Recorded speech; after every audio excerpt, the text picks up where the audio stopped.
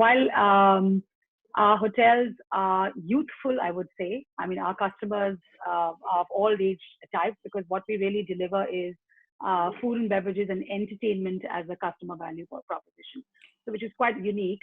And it's really that entertainment that drives a lot of the venues and spaces, and that's where we actually are plugged into what is happening in the more youthful market.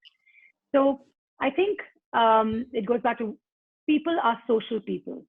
And whether they're wanting to dine out or hang out with people or meet friends and family or go to clubs and bars, that's very much part of our experience of a modern city, or of a person who's anybody from 18 to, let's say, 45, 50. Okay, that's what I define as young. I'm no longer in that group. But so what do they want? I mean, people want to socialize. If you see pictures from all over the world, from London, New York, all the European cities, people are out back in bars, back in restaurants, some with dividers, mostly without masks.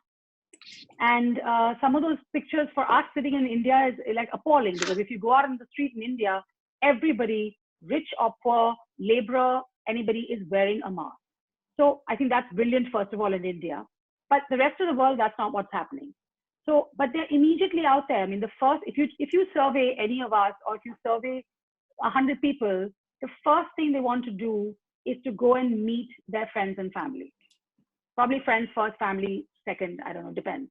Okay, so what are we as hotel spaces? We are also venues for these events and live bands and music and things like that. So my feeling is that we'll come back quite fast. I mean, in our all that business online, and it's quite amazing that you can have that reach. I mean, we've reached about 400,000 people who we would, and there are people that we would have not reached otherwise if we had not used technology, whether it's Zoom or Facebook Live or other ways of getting bands and performers into your living room. And the young kids are putting it on and doing a watch party and getting all their friends to participate and be in that same experience. So entertainment and food is all about being immersive. I mean, the cooking programs will show you that. So that's one thing on the food and entertainment. And I think with technology, there are many hybrid ways for anybody who's in the entertainment or music business to actually look at a physical space for your band performance, and then a non-physical space, which is like a worldwide global audience, to do that. So there are very exciting things happening there, and which I know we're doing. On the food side, of course, the big boom has been hotels, and particularly the five-star hotels, looking at food delivery as a revenue stream.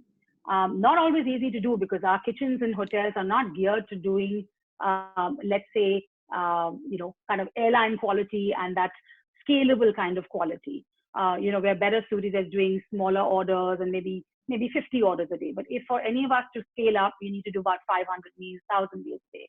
So that's some of the business that I know that we are, and other hospitality companies are doing that, because we're going to have spare capacity. So there's no reason why some kitchens can't be converted to look at this market. If you have 5 restaurants, I don't think for the next year that anyone can really run all 5. It would be foolish maybe in some ways. And again, if you have a higher APC, you could do a combination of a sit-in with 50% occupancy, which I hope goes very fast. And you have a combination of a takeout service, which brings the restaurant experience to people's homes. But we're talking at a higher price level for a lot of the hotel companies that are on this panel. I think in terms of looking forward, it's also when entertainment is not allowed and banquet business is going to be curtailed to maybe 50 people, or I don't know exactly what the numbers will be. How do you then take your restaurant and hotel experience into people's homes in a more intimate manner?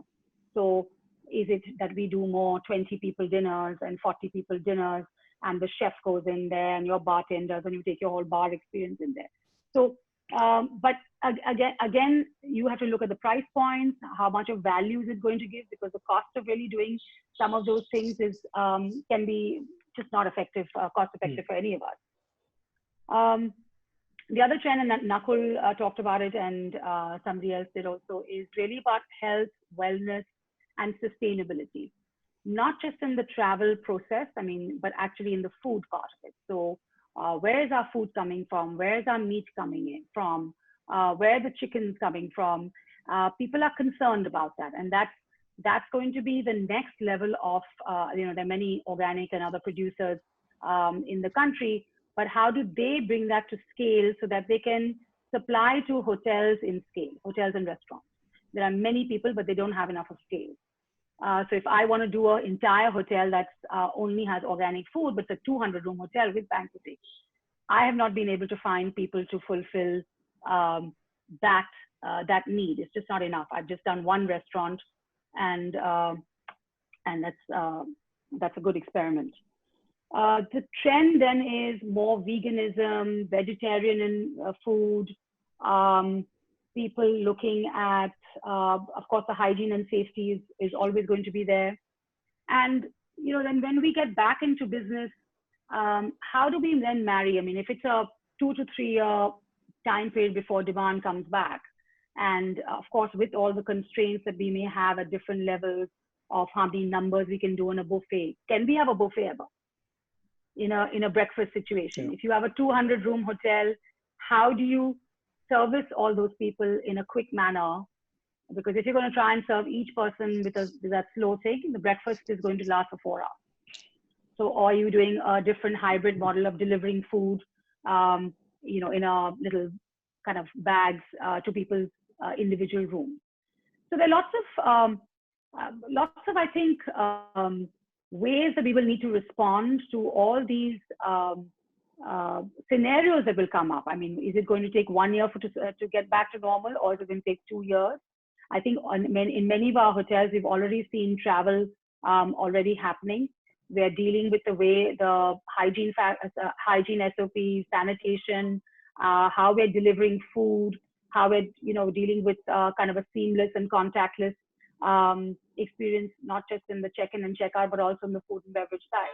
So we've already experimented, I think, over the past 2 months, many of us, and I think pretty much ready to go live. I guess from next week when we get the go ahead, and I know all our teams are waiting to do that. But I think it's a really evolving situation as far as food and beverages go. But my fundamental kind of view is that people are social. People want to meet each other. We are the right place for people to meet there with the safety, hygiene, security, and high quality. And we can guarantee that with a lot of the methods that we're doing. And I think people will be back very soon.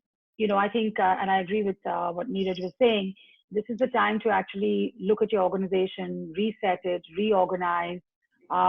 I think we've all had maybe 2 months to really do that, and quite a deep dive into why we have certain costs, what do we want to do, and possibly reinvent our businesses going forward. So it's, in one sense, for that time we've had to ideate is really, really valuable. And as we're still not out of the woods as yet. I think it will be generally in the economy a 2-year plus struggle. And it's obviously the hospitality industry is going to lag behind or lag with that. Whether there's a supply demand mismatch, that might actually be to the ones who are the fittest and survive. That might be to our advantage 3 years hence, in terms of rates maybe firming up and being better, because certainly there'll be a lot less supply. So that may be to our benefit. But I think the opportunity is to reset, reorganize, and move ahead, and absorbing some of the lessons that we've learned and some of the new kind of hygiene factors that we have to have. I do not think, personally, that this is the last virus epidemic that we're going to see. And possibly that's something that we should be preparing for what happens 5 years from now. So a bit of both. Okay.